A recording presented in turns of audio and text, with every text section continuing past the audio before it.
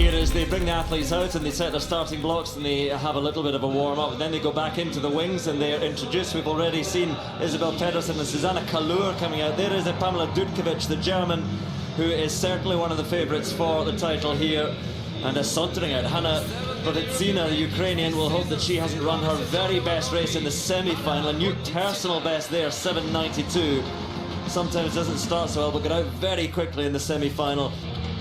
But Cindy Rollader certainly has a chance as well. European champion last year, but an even higher achievement, her silver medal at the World Championship in Beijing a couple of years ago behind Jamaica's Danielle Williams.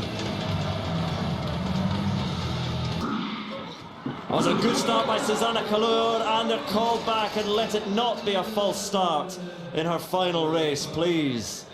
But she was out so quickly, Kalur, and you fear for her. Well, this day started with false starts. There have been some sprinkled throughout in the middle as well, and towards the end it may well be a false start for Susanna Kalur. Oh dear. And look who it ended up being, not Kalur. Well, everyone in this race does, really. They've all been running so closely together in times. Hanna Provitzina in 4, Alina Talai goes in 5, the defending champion. Cindy Rollader in 6, Nadine Visser in 7, and Ricarda Loeb with Germany in lane 8. Well, she's been reinstated, the cheer from the crowd. Odd things are happening today in Belgrade, but now, is she being reinstated? She is. Now, this is great news for her, but how do you gather yourself and settle yourself again now? This is a big problem for the athletes, because of course they're expecting everything to be calm, and this is only just adds a little bit more frustration. Well, the starters have not been medal winners today. Isabel Pedersen has to gather herself today, and so difficult to go from deep despair, disappointment, to regather herself. Do a bit of that. So she is back alongside Kalur and Dudkovic, Provitzina, Talai, Cindy Rollader, Nadine Visser and Ricarda Loeb.